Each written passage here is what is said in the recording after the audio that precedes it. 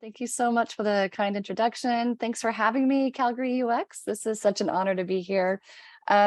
So we have about an hour together, but as Louis said, there is a Slack channel that's been created especially for this series of workshops. Feel free to ask any questions. I'm here for you. I've been teaching and speaking about UX design since like 2014, and I've been designing digital products ever since the early 2000s. So anyway, this is my vibe. This is what I love to do. I love to share what I know and collaborate with you all. And, if you're just a beginner in UX design or just curious about it, this is perfect for you, as well as hopefully if you are advanced in your career, maybe I'll have a couple of tips and tricks that might be helpful. And then looking for your kind of peer mentorship with the other attendees that are here.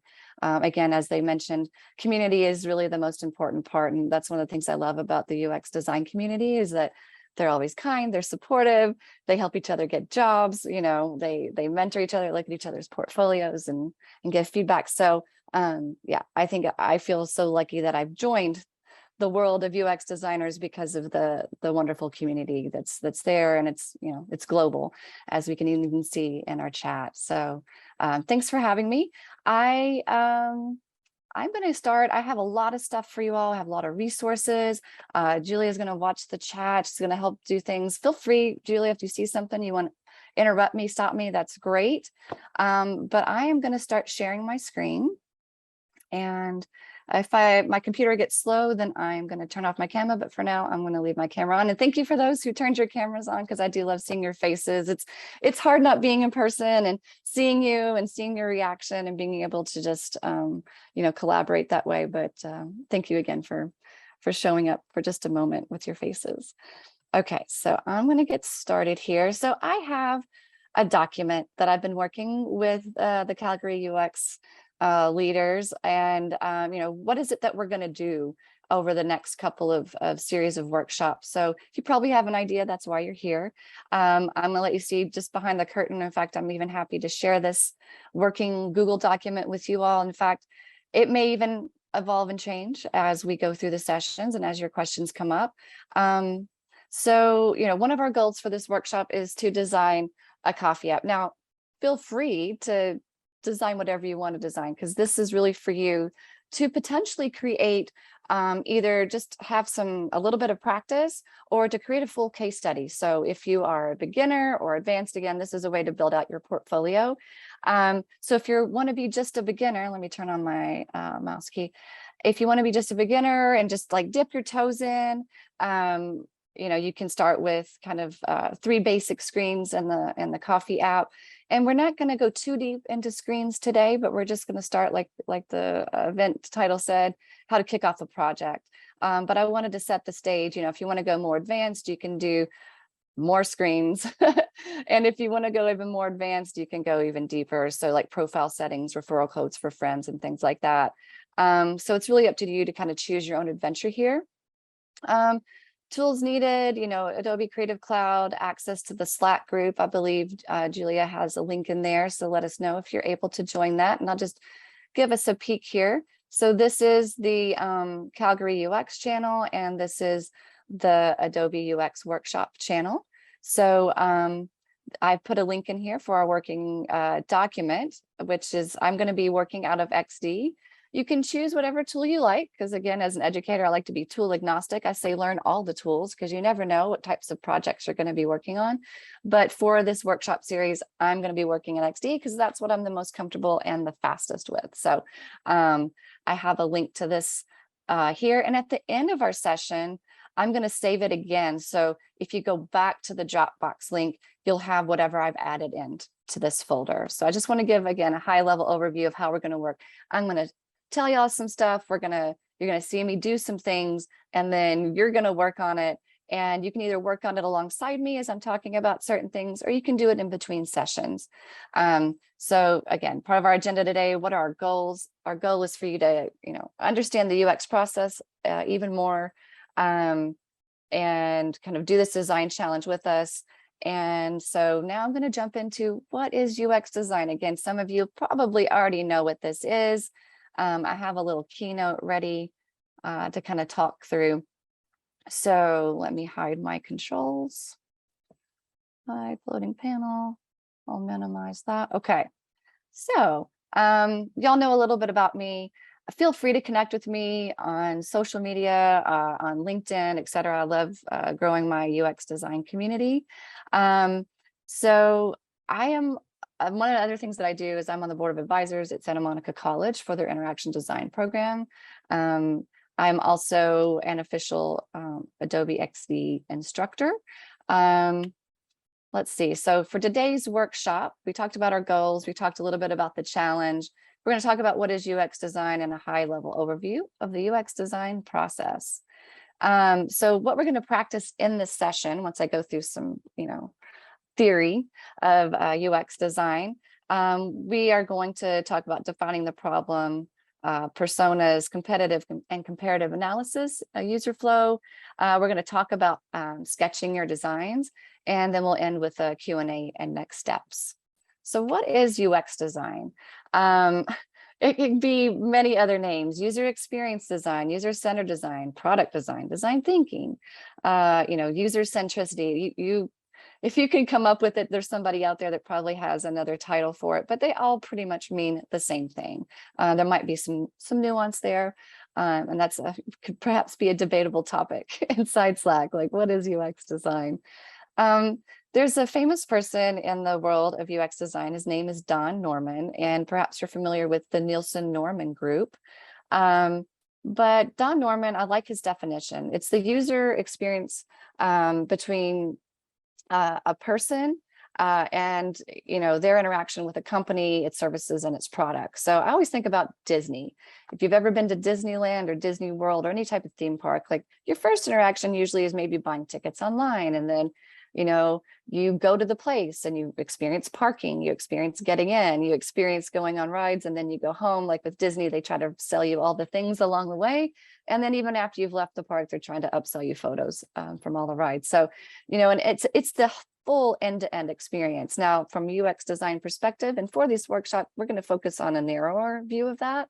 And we're going to just do a project that's just, hypothetical. But I love this Venn diagram because it puts UX design right in the center of, business and, technical, like information architecture, prototyping, visual design.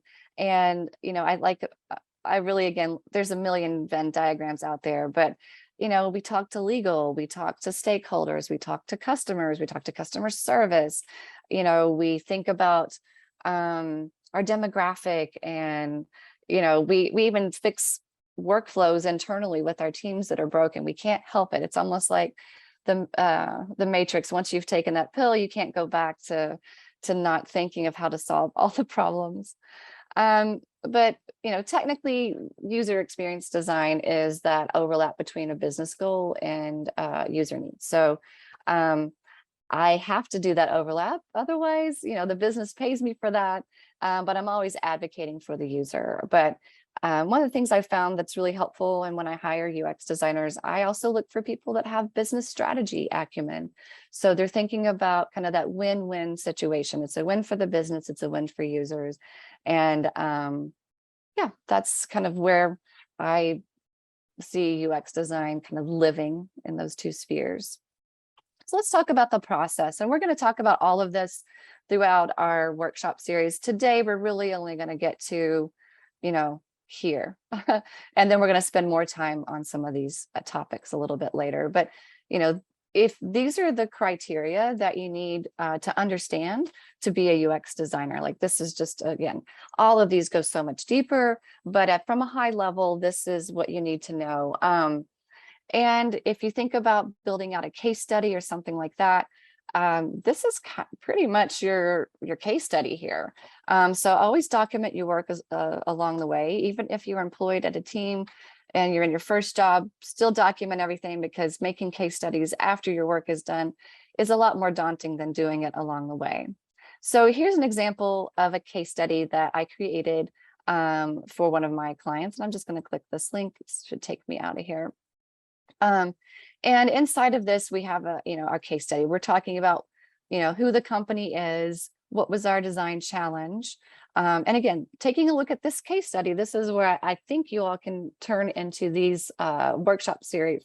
You can create a full case study from the things we're going to talk about and what we're going to do. So I have the challenge listed. We talk about what our solution was, what services we did. And then we talk about, user research, understanding the user's needs, a competitive and comparative analysis here, working with the team and doing some card sorting, going from like user flows. And this is the one I really wanted to show y'all, going from sketches to kind of medium fidelity to high fidelity. And those are the kind of the things we're going to talk about as well. And then, in this particular project, visual design was a key element. So we took their new branded elements and we updated not only the user experience, but also the user interface that goes with it. So I'm just going to kind of go through here. These are some of the solutions we came up with, but I really wanted you all just to see the high level overview of a case study. And I love case studies that show before and after. This is a huge difference.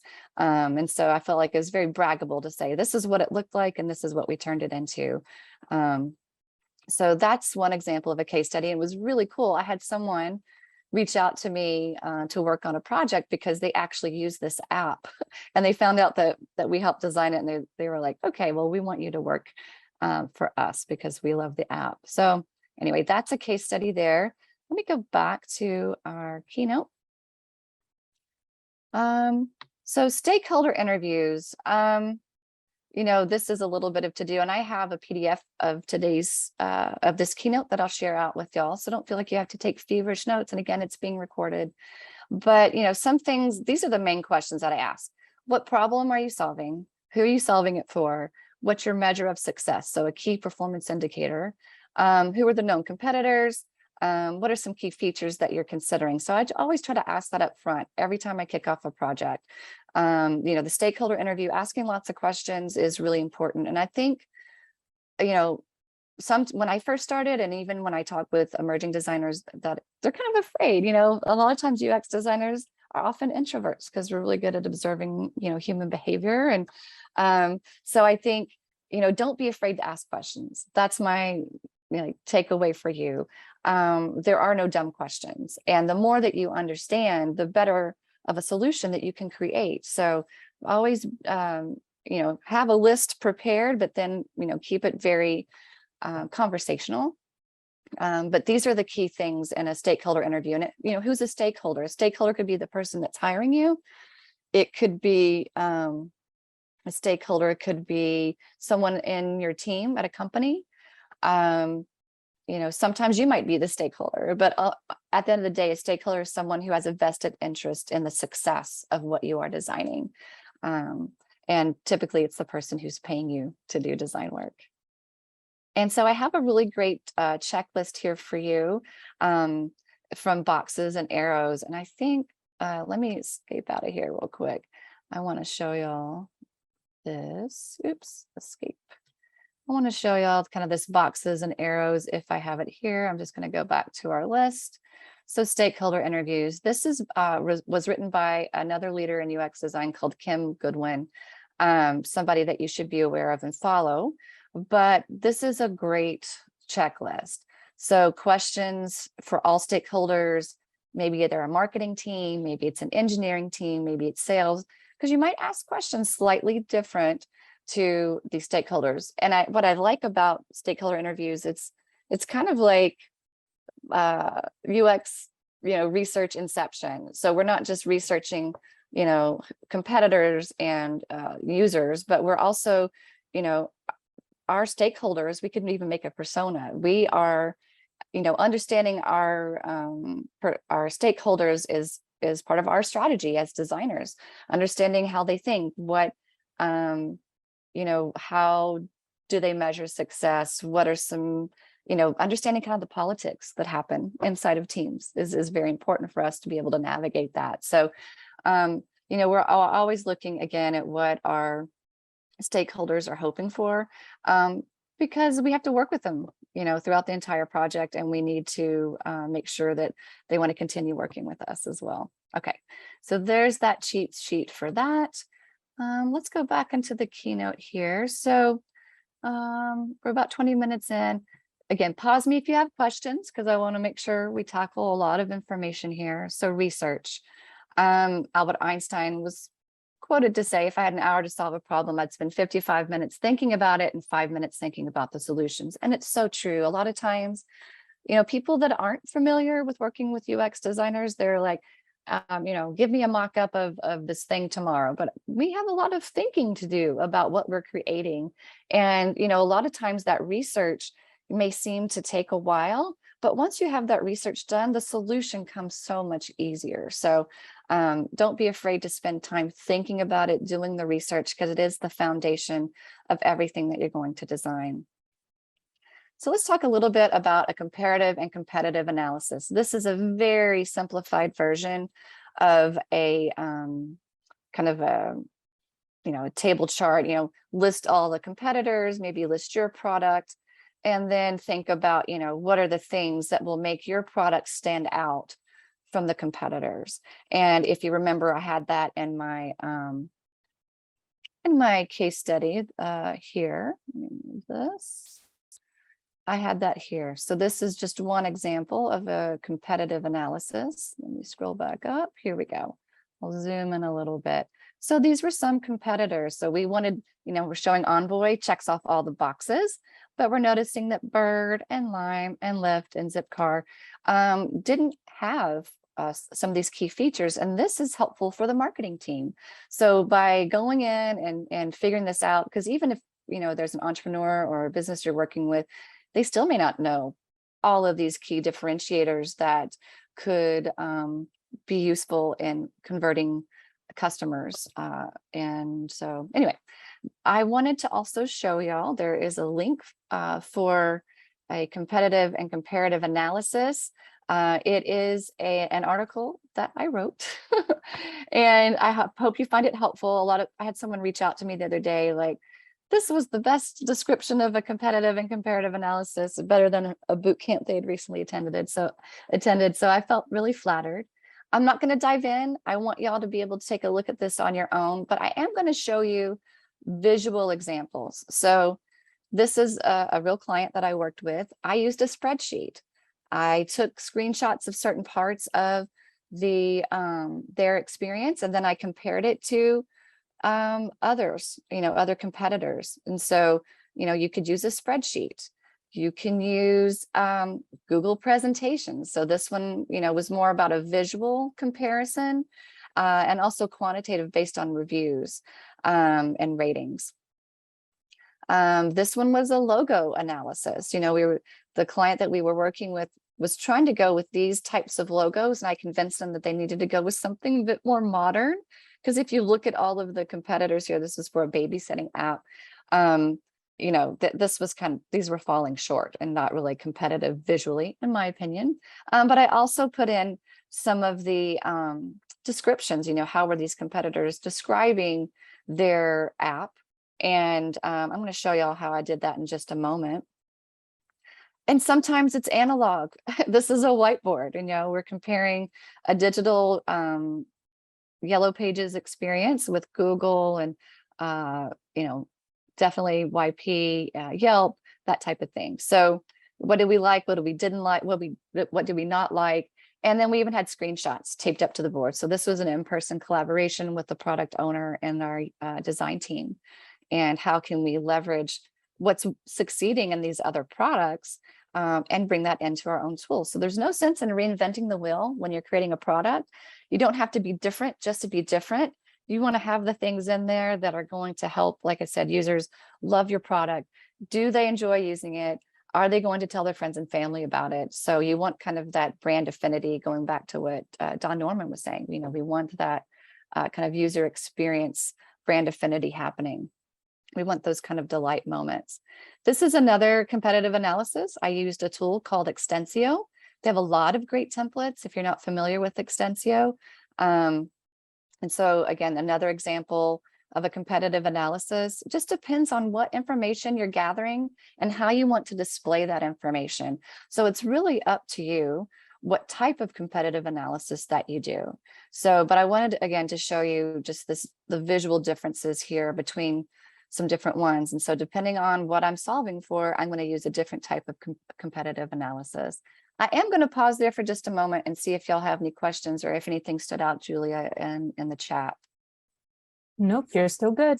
Awesome. It's me. Hi. I'm wondering why we never share the links to prove our research when it comes to competitive, analysis. Because from my experience, for example, sociology papers, you have to show your resources, you have to show your references rather, proving your point. But with this one, I do see that you have a spreadsheet, with specific links. But when it comes to the part where you have to actually flaunt the project, you never show those links. Out of curiosity, why is that the case?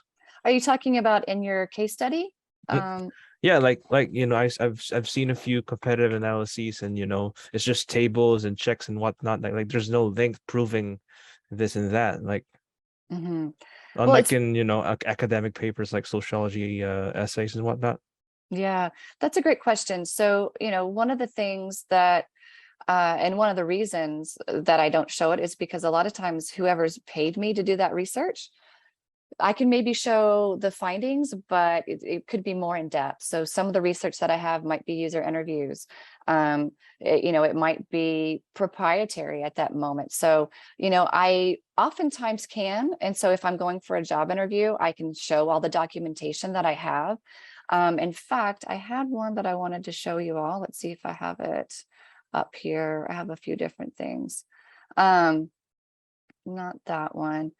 I think I'll show this one. So, sometimes I will show, like in this example, I have a survey example for user research. If I felt like it was an important thing to share in my case study and it wasn't proprietary, then I could share that. But most of the time, when I'm going and proving that I know the thing, if I can talk about it, I can go deeper in a job interview and show them some of these pieces. But sometimes case studies can be really long. So in a case study, I'm really only trying to show what I did and what my finding was and how it helped me get to the next level of design, basically. So it's really a personal choice, I think. But again, I have clients that pay me for research that I'm not able to share because it is proprietary to them. Does that help answer your question? But like you can sometimes share your references as to proving the research, right? If asked. Yeah, absolutely. So I always make sure I have all that in my back pocket. Because most of the UX portfolios I've viewed, over the last 2 years, they just show a table and sometimes you're like, okay, I'm convinced. Yeah, but Well, really appreciate the clarification for sure. Thank you, Jill. It's nice to meet you. Yeah, nice to meet you too. I think there's this one here. Let me just see if this is it. So this is a key report that we did for our client Dornbrocht, and we talk about our methodology and how we screened them. So in this instance, to go a little bit deeper, I am talking about how we interviewed them. I have links to documents so if they want to drill down and see those interviews and look at those conversations, look at those charts. But my job is to really disseminate what is most important to share with the stakeholders, because that's why they hired me. They don't want to go and do this themselves. That's what I'm for. So, in talking about, okay, based on our research, these are our solutions at a high level, as well as other things that we found and even next steps. So, this is, in that case, this does have the referential links to the research that we did in that example, but I'm not showing it in my agency website again, because this is proprietary. They paid me for that. I think I may be sharing some of this with you all. Please, if I do share some of these things with you, please don't republish them or anything like that. But don't worry, our mouths are tight-lipped at the moment. Awesome. Okay, cool. Okay, but I love all the questions, so thank you for asking that. And again, happy to go in deeper as needed. Okay, I'm just going to back out of this because I'm going to come back to this in just a moment. Okay, so competitive analysis, that's something that we're going to do. In fact, let me open up. I am going to pause there for just a moment. And I want to show y'all this. So this is kind of our thing here. This is the working XD file that I've shared with you all inside of Slack. And this is an example where, this is my goal. I can create or improve the coffee ordering experience. And I can show at least these 3 screens, the menu or listing results screen, one menu item detail screen, and an order success screen. So that's at a minimum. This is what I'm going to be creating with you all throughout. But again, you can take it as far as you want in this experience. Coming back into, let's see, let's go here again. So we're not quite ready for competitive analysis. I talked to you all about that. Let's talk a little bit about user research. So why do we do user research? I have some great links, and resources. Nielsen Norman Group has a lot of great articles that you can refer to. In fact, let me just go ahead and share this PDF with y'all. Beep, boop, beep. Copy Dropbox link. And then maybe, let's see, I'm just going to put this here. Without context, I'm pasting it in our Slack channel here. But anyway, I want to make sure you have it and all the links. So you can look at census data, you can look at user reviews, you can look at SimilarWeb. And let's see, why do we want to understand our users? Because we sometimes aren't necessarily the target demographic. We might do surveys, we might do interviews, we might do contextual inquiry where we observe them in their natural habitat. We might look at Google Analytics, Hotjar, things like that. And this is the slide. Even if you are the user, at some point you know too much and you need to have fresh eyes on things and fresh perspectives. So, when you do user interviews, you probably want to talk to like at least 3, maybe 5. You want to start finding patterns when you do user research. For this workshop, it's up to you if you do user research or not. You can create what we call a proto persona. I'm going to talk about that in a second. And it can be kind of made up until you validate it with research. So, we want to practice user-centered design. We want to understand the who, what, when, where, and why of a product.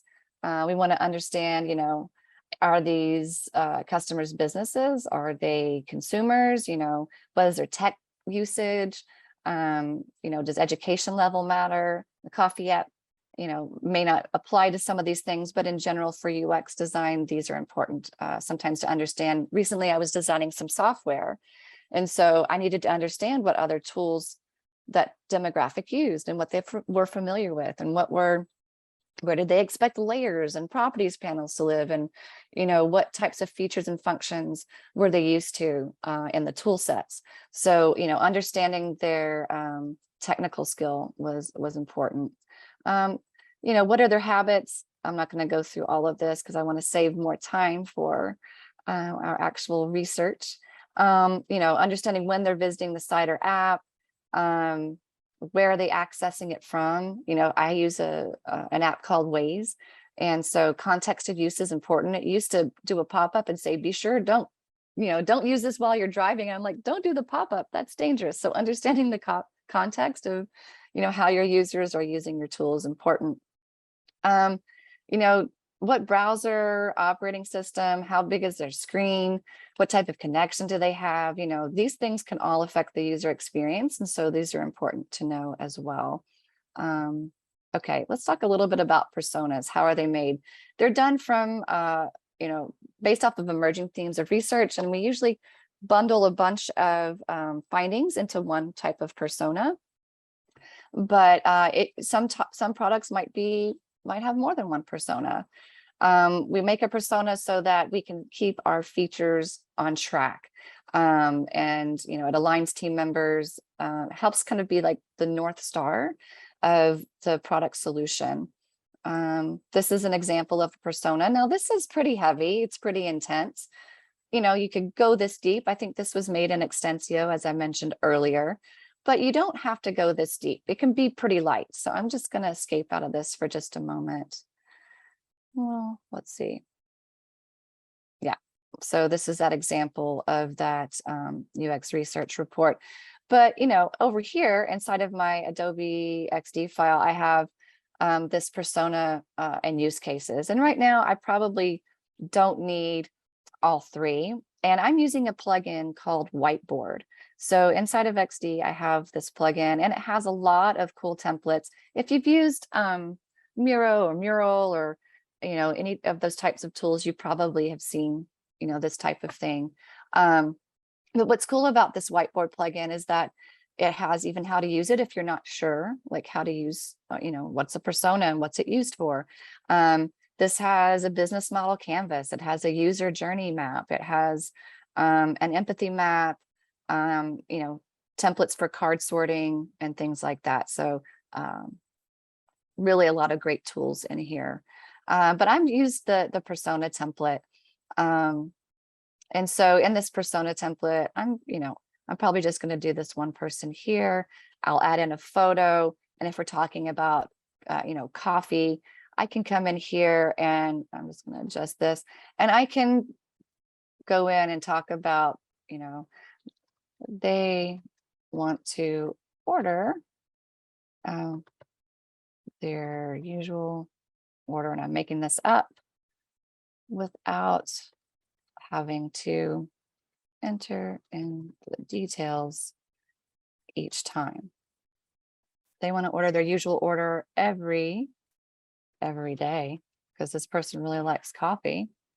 And yeah, so that's something that's kind of their goal there. How will they find and use your product? Maybe they found the product because, there was maybe there was a QR code in the store location for them to download the app. It's really important to think, how is someone going to find out about this app that exists, this coffee app? What will be their motivation to use this product? It will save them time and maybe money because maybe they get points.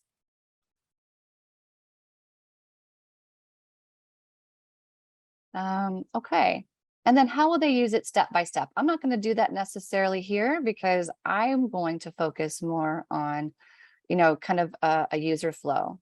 So in our document here, we have our competitive and comparative analysis. So, once I know what problem I'm solving, who I'm solving it for, I can move into, okay, let's start doing some research. And I'm just trying to be aware of time. So I apologize if I go fast, but this is one of the things that I do. I will go to the App Store and I will look at the app for, let's say Starbucks. And what's cool is I get screenshots. I get kind of a look and feel, of what these things look like. I'm just going to zoom in. Okay, I can kind of see some of their information architecture here. What does their nav look like? Their navigation tab bar there. I can also look at the reviews and I can say, hey, oh, this is getting high reviews. This is where I can do some of my research without having to actually talk to people. So, they're talking about what they don't like about it. Apparently it's draining their battery. You could go here if you want to get a sample persona and you could try to solve their problems. So looking at reviews are really helpful. Another thing that I find helpful, looking at the App Store and doing my competitive and comparative analysis is either, what other apps do they have, but also luckily Apple shows me some potential competitors or comparisons because I want to see how people are using their, landing page, their listing results of all their menu, their drinks. I want to see even the detailed page, how the ordering happens. So I do a lot of testing of other apps that I think could help influence my design process. I'll take screenshots from my phone of these different applications as well. So I would just definitely, bounce around through here. Let's go to Dunkin' Donuts and let's see what's going on there. Look at their ratings, look at their UI. I might download these apps myself and just see, you can see the feedback here. A lot of times things are just broken and that happens in technology. But hopefully that's helpful to you all. You can also go to a website called SimilarWeb, and in SimilarWeb, it gives me some stats about, who's using it and, who's where is it the most being used. A lot of people are going direct to the app store. They're searching it. They're not going through display ads or anything else. But alternatives and competitors. Again, we have Instacart. What is that like in ordering something online? Domino's Pizza. What's it like? Again, we've seen Dunkin' Donuts again. And then related websites. So SimilarWeb, I find, is a really great tool. And I'll show you something else here. If I just go in here and I write in Starbucks, I can go to their website or their apps, and I can also see, total visits. I can see a little bit of a freemium of global statistics of who is using it the most. Not so much in Canada. I can see kind of gender distribution. I can see, the top categories that they're interested in. So if you're building out your persona, you can come here and you can say, well, they're into news and media and, food. And you can see, you can kind of compare it to different competitors there. They've changed SimilarWeb just a little bit. You can see where they're getting their traffic. So this is also part of the, product strategy and even marketing side of things. How many are coming from ads? And you can also see where they're getting referred from to come into the website. And you can see different categories, again, building out your persona here without having to have access to any of their tools or analytics. You can see, what their social media presence is like. You can see where people go after they go to starbucks.com. It looks like, I can click on some of these. I'm not going to do it right now, but again, I just wanted to show you what's here. It even tells you what they're using. They're using Google Analytics, DoubleClick, Facebook plugin, things like that. So you get a lot of stuff under SimilarWeb's freemium, which is pretty cool. So those are where I would start kind of looking for my competitive and comparative analysis.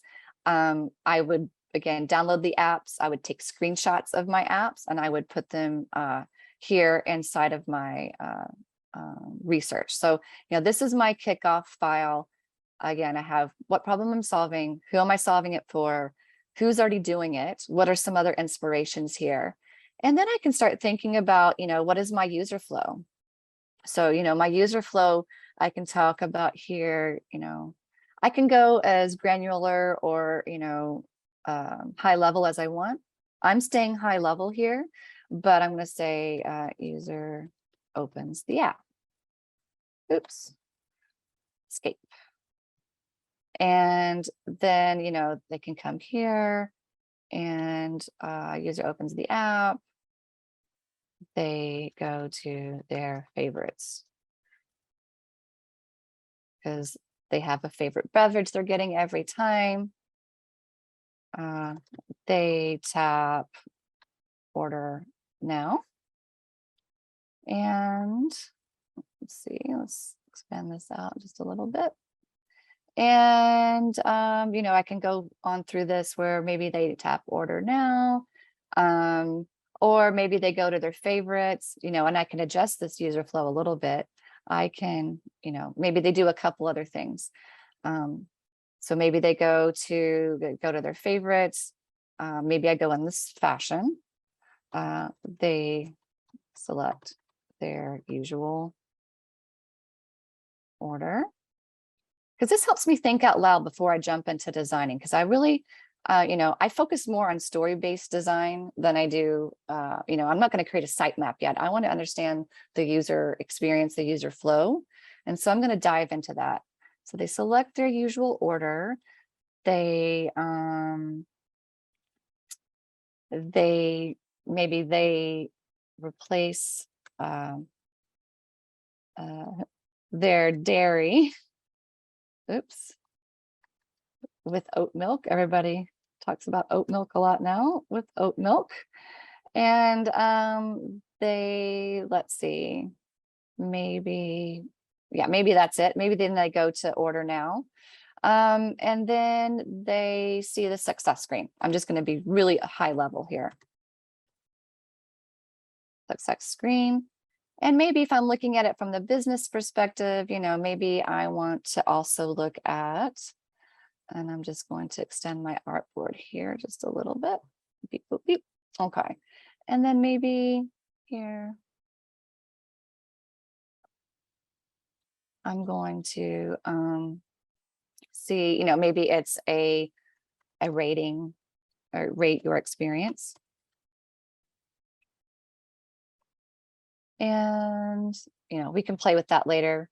But the purpose of this was just to show y'all how to think out loud with your user flow first before you ever get into designing. Because at this moment, I've looked at competitors. I have some screenshots of theirs. I have, you know, and I can even do this. Let's go back to the Apple Store. Let's go here. And I should be able to, let's see. Is it going to let me pull this? It's not, but you know what I'm going to do? I'm just going to take a screenshot of this. And then I am going to grab that screenshot.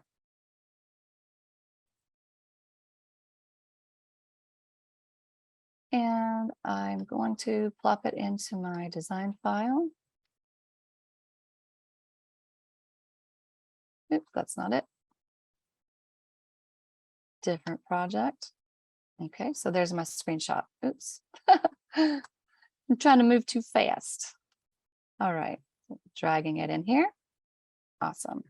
So here's one, you know, I would go through and I would do some of the others. I'd make sure my meeting controls weren't in the way. So if I go and I want to look closely at their interface, I can. And again, I might want to download the actual app and do screenshots of that as well. So by the time I've understood my user and I've taken my screenshots and I've thought about my user flow that I want to create, then I can move into sketching by hand. So, you know, as someone, again, who hires a lot for, you know, design roles, I definitely want to see your sketches. This is my horrible and lovely sketch. And you don't have to be an artist to do sketches. In fact, I'll show you this example of another board that I used. And I think I still have it open. So this is another example of, you know, where I would have used a whiteboard in the past, and I'll just close this so there's more real estate. But I talk about who's the target demographic, you know, how old are they, what are the features and functions. And so I wrote out with the stakeholder, what is the ideal happy path, the minimum viable product of this thing. This was actually designing an app called the People Walker. So people could book someone to walk with here in Los Angeles. And then once we did the user flow, then we started sketching the user interface underneath. And so, you know, this is another thing if you wanted to, you know, if you get your stakeholder interview, you can talk about what are the goals of the business, you know, who are the competitors, what are the key performance indicators, you know, what are the key features maybe that they're looking for, you know, you could create a card sort here. But then you would move into the persona.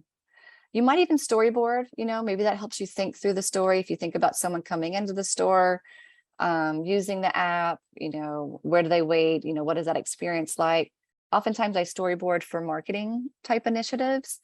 And then you, again, going into your user flow and then sketching your experience below that. This is a digital sketch. But what I did is I took my hand sketches, I brought them into my file. And from there, I converted it to very rudimentary, low fidelity wireframes. This was a medical use case example. And in this example, a doctor is having a teleconference with the patient, and this is the doctor's view. And I can show y'all in our next session how that turned out as a design. But for today, you know, this is where I wanted to get y'all. I wanted to talk about user research. I wanted to talk about, you know, how I perform some user research and really get us into, you know, thinking about, you know, the next step of wireframing, which would be hand sketching your designs after you've gone through and done your research. So before I stop chatting along, this is for you all. You know, between this section and the next, ask about 3 to 7 people about their coffee buying experience if you want to do user interviews, or you can make it up. Again, this is up to you. But to get the most out of it, I encourage you asking some people, do they order via an app or in person? If an app, what type of app do they use? What do they like about the app? How would they make it better? What do they usually order? And you can think about ways that you could even make that experience better for them. Definitely sketch out your wireframes on paper and perform a competitive analysis. So even if you don't talk to users, you can still do some sketching and you can still do a competitive analysis. And that will prep us for the next step, which will be digital wireframing, which and low fidelity for that. I'm going to pause there. I do have more stuff I can show y'all. Let's see. Actually, let me show y'all here real quick. So, user flows. I do my user flows, and that's really just to help me think through what my design is going to be. And it's really a user flow to me inspires the UI elements that are going to be at every step of the process. And then, this is a parking app. So I'll sketch this out first, and then I'll draw, and then I'll start adding in, the kind of the UI elements. Again, very rough here, but you get the idea. It's just enough to convey that what you're thinking. And then it can turn into something like this. So sketches and flows equal wire flows. And this is what I'm hoping for you all. This is the example that you just saw just a moment ago. And this is the broader example that you saw. Okay. So yeah, this is your next step here. I think I need to change that headline, but let's escape out. Any questions about what we chatted about today? I'm going to stop sharing my screen, but I can share again, but I want to come off and see your faces and see, did this make sense to y'all? Do you kind of have an understanding of how to kick off a project and where to start? Jill, Awesome. Yes. there's actually one great question in the chat here. Awesome. So Greg is asking, besides the prototype of the website or the app, what deliverables do you give your client? All the research and explanation of personas, how do you use that to justify the design in the final presentation? Good question. It depends. And I hate that answer because it's so vague. Sometimes the client doesn't care, but they do start to care if they disagree with your design decisions. And so that's where I end up showing the user research. In one of my last, the most recent design things that we did design, like I said, a software for the construction industry and safety and compliance. And so I made sure that one key stakeholder sat in with every user interview and every design session. It was intense, but that way they understood the foundation of what was happening, because he was going back and telling the rest of the stakeholders of our progress and our decisions and why we were making certain decisions. So, maybe I can go ahead and show you this example, but at the end of the day, some of the things I do for myself, like even if a client says there's not time or budget for user research, I still do it. Oh, we don't have time for competitors. We know what we need to do in our app. I still do it, because I need to see what's there so that I understand what's justified and what's not. So it really just depends. I know that's kind of a, not a complete answer, but every stakeholder is different. What they want to see is different. But I always make sure to have data-based decisions, whether it's the user research or the competitive analysis. I can always go back and justify my decisions if I need to. Sometimes they just trust me. But sometimes I might, like with that Dornbrock example, we did the research and then they went and ran with it. We didn't end up designing for them. They already had a design and development team, but they leveraged that research to make those decisions. So it just depends on the role and how you're interacting with that client. Did that make sense? I think when I did the case study for Envoy, we were showing them things along the way. Did we hand over a case study to them? No. This was just for me and for my agency posterity, like that we can do the thing. But I think it's always just document everything so that you can go back and justify your design decisions if you have to. Awesome. Thanks, Jill. We have one more question from Celia. How do you narrow down the user your design your design would be in cases like the Starbucks app, where you know there will be a wide variety of people with different wants, needs, and stories? Yeah, that's a great question. So in that regard, typically what I would do is you do kind of a feature prioritization map or an affinity map. And for every person that wants, a referral code, well, that'd be, if 5 people want a referral code, and 2 don't, I'm going to go with the 5 that want the referral code. I'm going to put that in there. So through your user research, write down everything, give it a tally mark. Each time somebody wants a thing, that gives it more magnitude of more importance. Now, you might do some research and you may not find some commonalities between your research. And for this example, you can kind of make it up. But ultimately, if you are doing user research and if everybody wants a particular feature, then for sure it goes in. If the majority wants it, it still goes in. So it's prioritizing what you're building. And I'll share my screen really quick and give you an example. I would leverage the again, kind of the whiteboard plugin. And what I would do is this affinity diagram, I'm just going to tap on this and it's going to automatically create the diagram for me. But, I'd think about a certain persona and I would get all the things, every bit of feedback that they might want. And then, I might put it in, I might start to categorize it like, okay, well, how many people want a referral code? How many people want a favorite item they can just order on tap? How many people, what is that? And the one with the largest Post-it notes, that's where I'm going. There's another level to that. If you're working with a development team, sometimes you might have to prioritize what is low effort, high reward, or what is, high effort, high reward. So there's dev costs and the win from the product perspective. And so you can kind of do a quadrant chart of that. Let me see if they have one in here, like a prioritization matrix. They don't, but you can make your own. And I usually, what I do is I'll just, kind of do it on a spectrum. And I'll just do a really rudimentary one over here on the side. But basically, I can go here and I'm just going to make this 5. And then it's not straight. That's going to bother me. Okay. Boop, boop, boop. Okay. And then, I'm going to want one of these. So this would be maybe high effort.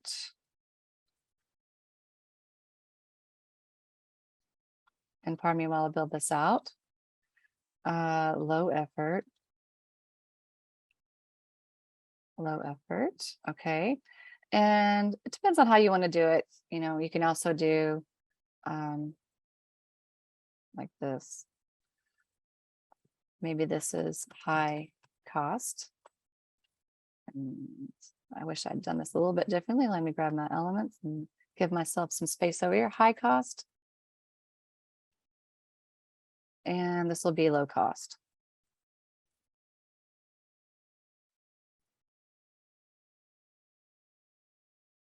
Let me zoom in here so y'all can see this a little better. And I'm just going to do the same thing here. I'm just going to draw a line across here. And I'll make that 5. So that's bold. And then I can take my Post-it notes and, I can go through. And once I've talked with my dev team, and probably what you're looking for is low cost, and maybe you could even do low cost, high cost, and you could do high reward or high impact. So it's really up to you. High impact, it's going to impact more users. And this is going to be low impact. So a quadrant chart, make it which way makes sense for you. But ideally, if I'm working with my customer, we want to do anything that falls over here is going to get done first.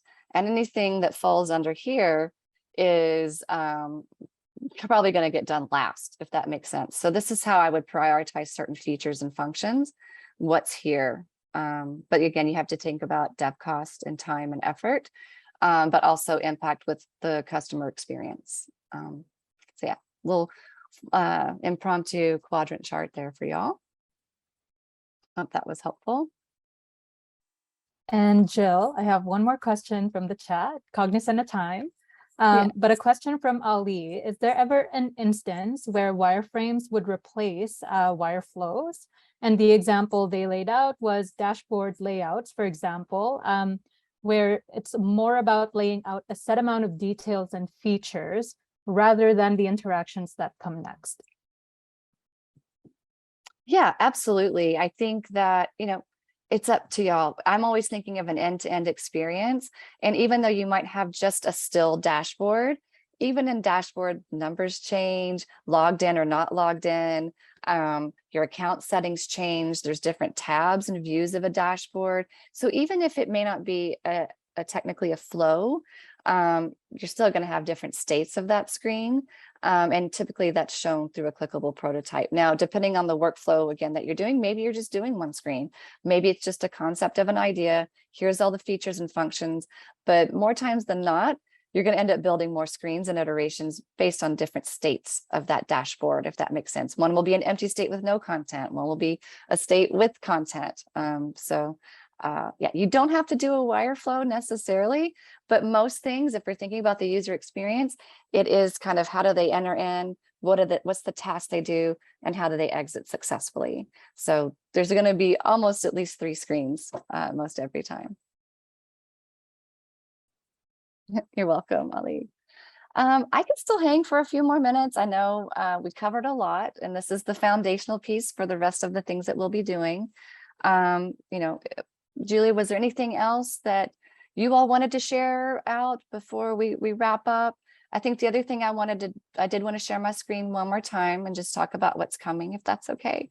So I think let's go back to our Google Doc. So the next session, we are going to talk about low fidelity wireframing. We're going to talk about, designing with certain elements.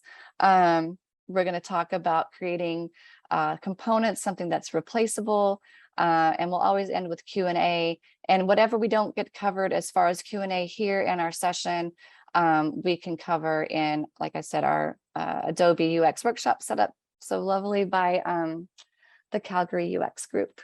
So feel free to ping me here. And I think, again, there's no dumb questions. So if you have questions, just type it in here and let's all support each other and offer good feedback. If it's deliverable specific, I can be your stakeholder for that. If you have a hard time with that, as designers, we're not necessarily always entrepreneurs. And so, how do you give yourself parameters? The other thing I did want to give you a parameter on, speaking of, when you do your competitive analysis, do 2 to 3 other companies. Don't spend so much time doing a competitive analysis that you don't get to the point where you're doing a user flow and your sketches. Someone asked me, like, how much time do you spend on research? And again, I just do enough research to know I'm going to take screenshots of the Starbucks app and other apps so I can get these 3 screens. What is their menu listing result screen? What's the detail screen look like, and what's the success screen look like? So I'm just going to research those pages on about 3 other applications, maybe a comparative like with the Domino's app. But yeah, don't spend too much time on it. Research is never done. It's always ongoing. So there's also that. Okay, now I feel like I've shared everything I wanted to share.